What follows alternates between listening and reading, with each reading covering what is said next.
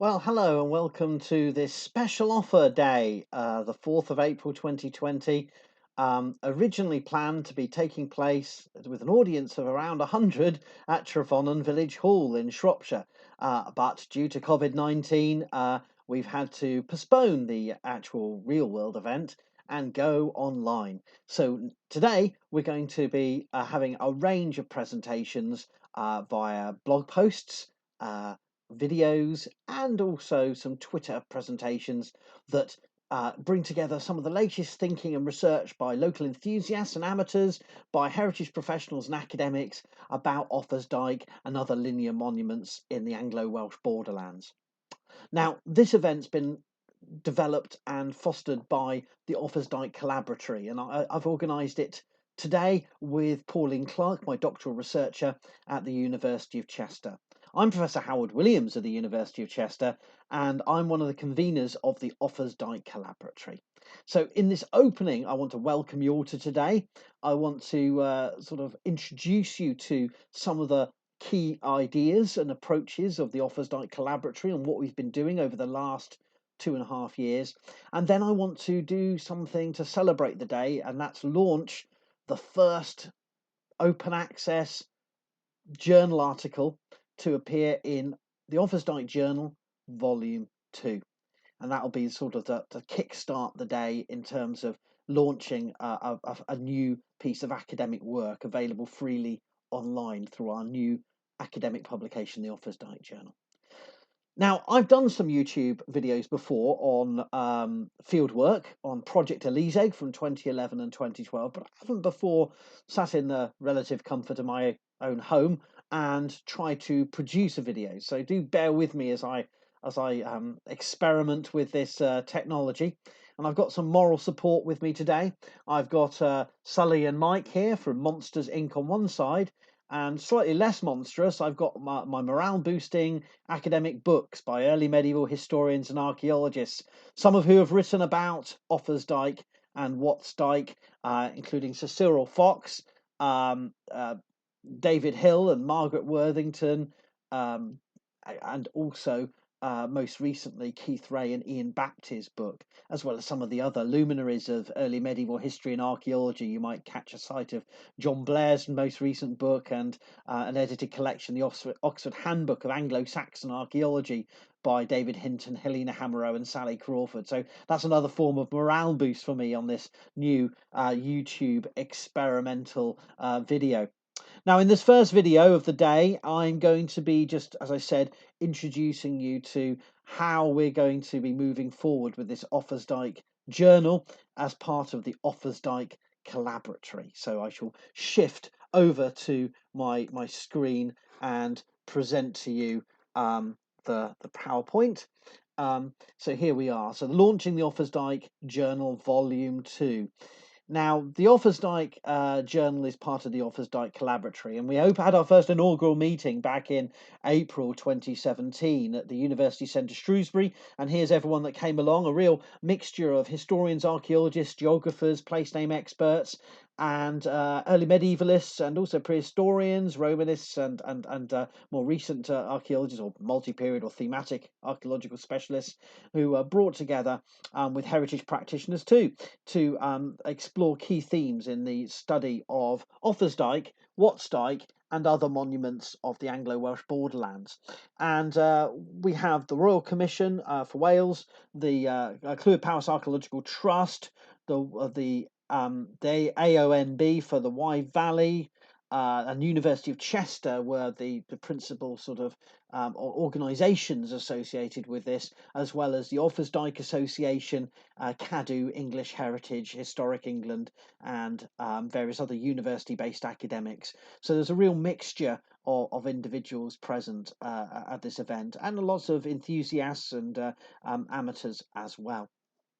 And since then, we've tried to have a range of activities. And the first thing I want to draw to your attention is that we have the Offa's Dyke Collaboratory has a website where you can explore some key resources and information about the latest research, because we, as a collaboratory, we are a research network. So what the aim is that we are not a single project. We are a collection of scholars and researchers and enthusiasts who have a shared interest in studying Offa's Dyke, Watts Dyke, and other linear monuments, frontiers, and borderlands. So to date, we've had news and latest thinking in the form of 96 blog posts that have been published on the Offa's Dyke Collaboratory website. We have had, there's details of the conveners, the 6 of us in total, representing different perspectives and expertise. We have a list of members. Now, if you are an active researcher or an enthusiast interested in early medieval history, archaeology, place names, or comparative expertise or enthusiasm from other fields of research into frontiers and borderlands, then please do email me at howard.williams@chester.ac.uk and join the collaboratory. There's no membership fee. It simply means that we want to recognise that you're working in the field and that you are part of our community, and we will try and send you some email updates, and of course you can follow the WordPress blog and follow us on Twitter and Facebook. There's also an archive of our key events on the site and some important documents that underpin what we're trying to achieve through the Offa's Dyke Collaboratory. Bit more about the Collaboratory. So it's an Anglo-Welsh research network. It's not a single project, as I said, and we've got the website to foster dialogue and promote research. And here's a list of some of the key events that we have facilitated over the last 2.5 years. There's the inaugural event in Shrewsbury. We had a Cardiff tag session on Dykes Through Time, looking at the landscape biographies of linear earthworks. We had an Offa's Dyke Heritage Day, focusing on management, conservation and interpretation. We had a collaboratory conference organised by Clwyd Powys Archaeological Trust at the Marches School in Oswestry in late 2018, and then a student conference with guest speakers at the Grosvenor Museum in March 2019 called The Public Archaeology of Frontiers and Borderlands, which very much put a global perspective on our research.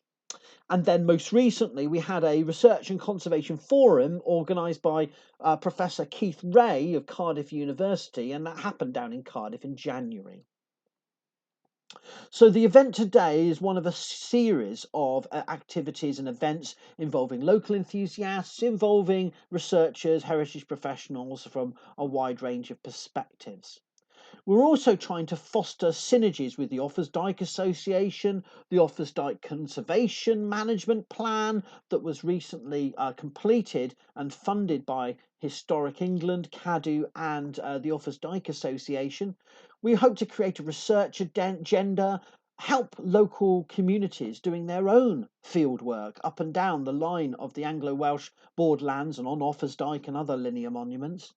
We also want to foster fresh interdisciplinary research projects, which are at the moment still in development. And one aspect of what we have been successful at doing is fostering new PhD researchers interested in the Anglo-Welsh borderlands. And I'd like to flag up here the work you'll hear about later in their own presentations by Liam Delaney, who's the HER officer for Herefordshire, and also a part-time doctoral researcher at the University of Chester, who's applying LiDAR and other new techniques to investigate Offa's Dyke. And another brand new PhD student, in this case full-time, Pauline Clarke, is looking at the portable antiquities evidence for the Anglo-Welsh borderland in more detail through her research. So we have new research fostered, and those examples are from the University of Chester, but it's not only university researchers that we want to support and encourage, but researchers from all perspectives and backgrounds. Now, that's some of the background for the Offa's Dyke Collaboratory, our research network. Let me now turn to the Offa's Dyke Journal. Now, we're very proud of this and we feel that this is doing something distinctive. Now, we could have called it something more generic and thematic and called it something like the Journal of Historical, Archaeological and Place Name Research on Frontiers and Borderlands, or the International Journal or Interdisciplinary Journal of. but we decided to call it something slightly old-fashioned, and this may give the impression that we're only interested in publishing research on Offa's Dyke, and that's not the case. But by calling it the Offa's Dyke Journal, we honestly describe one of our key focal points, the monument that is known as Offa's Dyke, and to put that into a broader international, interdisciplinary context through the medium of our open access journal.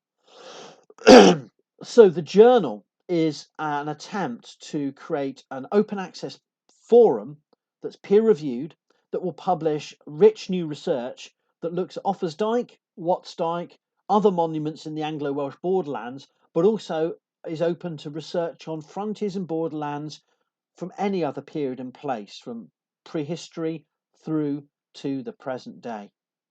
So we're very pleased that the first volume, edited by myself and Liam Delaney, was published at the end of 2019. So volume 1 for 2019 was published online through our open access platform with JAS Archaeologia, and they are Spanish-based digital publishers, and they've done a fantastic job facilitating this to be published outside of the big commercial journals. So there's no paywall, there's no costs for authors or for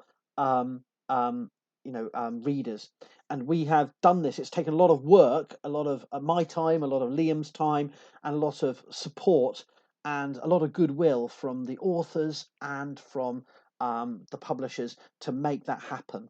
And I do want to just flip over and show you some of that website if I can, because you can see that we've got the first issue here, which has a lovely cover, Offa's Dyke Journal, and there's a picture taken from a drone by Julian Ravist, who's speaking today, of Offa's Dyke in the Clun Forest. Wonderful light there and a perspective showing the monument.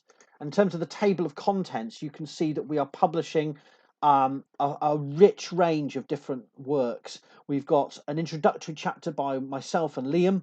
We have a chapter called Offa's Dyke, the stuff that dreams are made of, which is actually a Classics Revisited, a republishing and updating of an article published a decade ago by Anne Williams, the eminent historian. And so that really reviews the historical evidence for Offa's Dyke. And then we have another very important paper, this one by Margaret Worthington Hill, and Margaret's paper is first published in the John Rylands Bulletin back in 1997, but here republished with new photographs and a new context, really allowing it to be accessible to a new generation of readers. So we have an introduction and two Classics Revisited papers, but also in addition we have the results of new field work on Offa's and Watts Dyke by Paul Belford, reporting on the hard work of his team from Clwyd Powys Archaeological Trust. We have a fantastic paper by Andy Heaton talking about the landscapes of the sort of a dike in central southern Wales, and looking at the mythologies that surround this monument associated with a landscape of kingship and power in the Welsh landscape. We also have important comparative paper of the Danaverka, the excavation evidence from 2010 to 2014, so bringing a continental perspective on linear earthworks. And finally, we have a paper by John G. Swagger looking at making earthworks visible and using the Oswestry Heritage Comics project to show how we can visualize linear earthworks to new audiences in fresh ways. So we're very proud of that product and that first volume. And the other thing to say about it is that we then facilitated, because we're aware that many of our readers, though you can download it as a PDF, it's not real till it's printed, and we're aware that many of our readers did want a print edition. So we did produce, with the help of Archaeo Press, and you can purchase it online, a print edition, and that's been out only a few weeks, and there's a photograph of the print version of the journal, so we're very proud of that too. Now, the journal, therefore, in the future, hopes to bring together past research, a range of different past researches, and make them available in this new venue, because there's only been, as this photograph shows, a handful of studies dedicated to Offa's Dyke and linear earthworks more broadly in archaeology. And so it's important to remind you that a lot of this stuff has been out there, but not necessarily accessible, and certainly not digitally accessible. So we hope to continue in future journal issues to publish some of that past work, newly edited, freshly typeset, and with new images, but really pulling it together, some of the key articles and chapters from previous venues. We also want to encourage fresh submissions that look at new problems, new debates, new theories, and how we understand linear earthworks in the landscape. We want studies that promote and report on the new fieldwork investigations, both surveys and excavations where they take place, not simply in the Anglo-Welsh borderlands, but on linear monuments and frontier works elsewhere across Europe and beyond. We want studies that look at the broader landscape context of frontiers and how they work as parts of networks of roads and rivers, watchtowers and beacons, forts and settlements, and therefore try to understand these linear monuments in a broader context. And we also want more comparative studies, studies that look at linear earthworks and other kinds of frontier work in different ways across time and space. We're also keen to look at the afterlives of earthworks, to look at not simply why they were made and when they were made, but what happened to them afterwards. How were they used, reused, and redeployed? And I use an image here to show you two 19th century imaginative responses to Offa's Dyke, a folly at Graegnant on the left, now with the Wrexham Borough sign on the road, but that's a sort of kind of mock medieval tower that's built on the line of Offa's Dyke. And on the right, a kind of milestone type feature commemorating Offa's Dyke just south of Knighton, saying built in the year, very precise this, in the year 757 AD. And we also want studies that think critically about how we present these monuments, be it through new monuments, new sculpture, new monumental forms, as there at Knighton on the top left, the monument commemorating the opening of the Offa's Dyke Trail and the park associated with it. Whether it's in heritage boards in churches, whether it's in signs, as here at Chirk, or indeed, as with John Twogger's work, the Oswestry Heritage Comics, be it in new artistic media to communicate the stories of linear earthworks in new fashions, because they're monuments that seem quite simple and quite straightforward and stark, but actually they're very complicated and they're difficult for the public to understand and apprehend.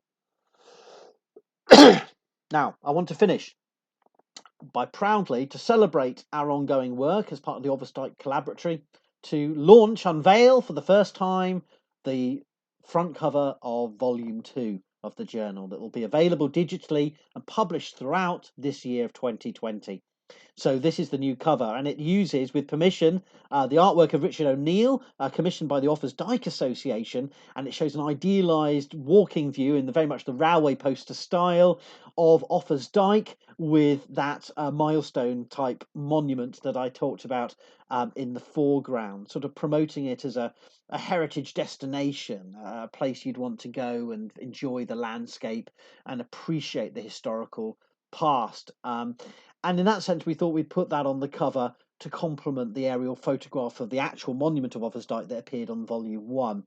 So we're very proud and pleased to have the permission to use that image. And so that's a lovely, hopefully that's to celebrate today in today's range of papers. I hope that front cover does something, gives you something fresh to look forward to.